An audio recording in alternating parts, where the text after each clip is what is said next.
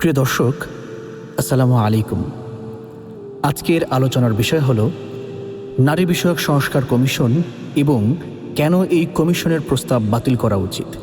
অনেকেই ভাবছেন এটি নারীর উন্নয়নের জন্য প্রস্তাবিত হয়েছে, কিন্তু এর অন্তর্নিহিত দিকগুলো বিশ্লেষণ করলে দেখা যাবে এটা ইসলামী সমাজ ব্যবস্থা এবং ধর্মীয় মূল্যবোধের জন্য কতটা হুমকিস্বরূপ। চলুন ধাপে ধাপে বিষয়গুলি আমরা বুঝে নিতে পারি।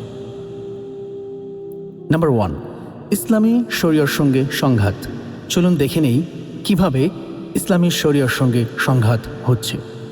ইসলাম নারীর মর্যাদা প্রতিষ্ঠা করেছে সেই 1400 বছর আগেই, কিন্তু সংস্কার কমিশন যে বিষয়গুলো প্রস্তাব করেছে, যেমন বিয়ের বয়স অথবা বিবাহের বয়স বাধ্যতামূলক 18 বছর, উত্তরাধিকার নিয়মে পরিবর্তন, তালাকের জন্য নির্দিষ্ট সরকারি অনুমোদন, এসব সরাসরি কোরআন ও হাদিসের নির্ধারিত নিয়মের সাথে সাংঘর্ষিক। এটি কেবল ধর্মীয় আইন লঙ্ঘন নয়, বরং মুসলিমদের ধর্মচর্চার স্বাধীনতাকেও হুমকির মুখে ফেলে। নাম্বার 2, পারিবারিক কাঠামোর ধ্বংস। ইসলামে পরিবারের ভিত তৈরি হয় পারস্পরিক দায়িত্ব ও সম্মানের উপর, কিন্তু এই কমিশনের প্রস্তাবে দেখা যাচ্ছে স্ত্রী ও স্বামীর ভূমিকা এক করে ফেলা হচ্ছে। যেখানে পুরুষের নেতৃত্ব, নারীর সম্মানজনক সহযোগিতা, এসবকে লিঙ্গ বৈষম্য বলা হচ্ছে।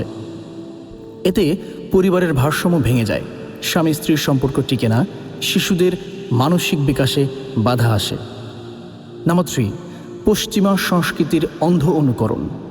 আমরা যে সংস্কার কমিশনের কথা বলছি তার ভাষা ও ভাবনা অনেকটা পশ্চিমা লিবারেল ধারণা অনুসরণ করছে, যেখানে ধর্ম, পরিবার বা সামাজিক মূল্যবোধের জায়গায় ব্যক্তি স্বাধীনতা বেশি গুরুত্ব পায়। কিন্তু বাংলাদেশ কিন্তু একটি মুসলিম প্রধান দেশ। এখানে ধর্মীয় আবেগ, সামাজিক নিয়ম, পারিবারিক বন্ধন অনেক গুরুত্বপূর্ণ।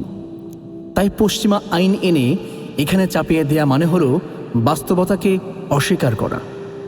নাম্বার 4, ধর্মীয় স্বাধীনতায় হস্তক্ষেপ। চলুন দেখি, একজন মুসলমান তার জীবন চালায় কোরআন ও হাদিসের আলোকে।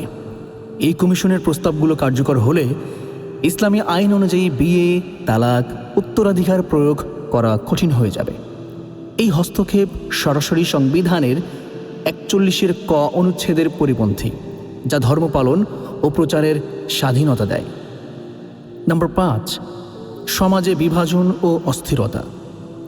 এই ধরনের কমিশনের কার্যক্রম সমাজে নতুন বিভাজন তৈরি করে।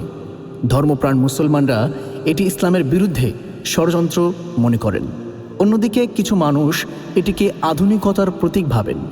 ফলে একদিকে বিভ্রান্তি, অন্যদিকে উগ্র প্রতিক্রিয়া, যা সমাজে সংঘর্ষ, প্রতিবাদ, এমনকি সহিংসতার জন্ম দিতে পারে।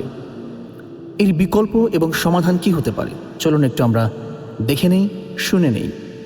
আমরা যদি সত্যিকারের নারী উন্নয়ন চাই, তাহলে আমাদের প্রয়োজন ইসলামের আলোকে নারী শিক্ষা ও ক্ষমতায়ন, হক ও দায়িত্বের ভারসাম্য, নৈতিক শিক্ষা, পারিবারিক বন্ধন ও সামাজিক নিরাপত্তা। ইসলামের ভিতরেই নারীর অধিকার, মর্যাদা ও সুরক্ষা নিশ্চিত করা হয়েছে। পরিশেষে বলতে চাই, প্রিয় ভাই ও বোনেরা, নারীকে সম্মান দিতে হলে আমাদের ইসলামিক মূল্যবোধকে অনুসরণ করতে হবে। যে সংস্কার ইসলামকে বাদ দিয়ে তৈরি হয়, আবার বলছি, যে সংস্কার ইসলামকে বাদ দিয়ে তৈরি হয় তা কোনোদিনই কল্যাণ বয়ে আনতে পারে না। তাই আমরা চাই এই বিতর্কিত প্রস্তাব বাতিল হোক এবং ইসলাম সম্মত পথে নারী উন্নয়নের উদ্যোগ নেওয়া হোক। যদি আপনি একমত হন, তাহলে ভিডিওটি শেয়ার করুন, কমেন্টে আপনার মতামত দিন এবং চ্যানেলটি সাবস্ক্রাইব করে পাশে থাকা বেল আইকনটি প্রেস করে রাখুন। আল্লাহ হাফিজ, দেখা হবে নেক্সট ভিডিওতে।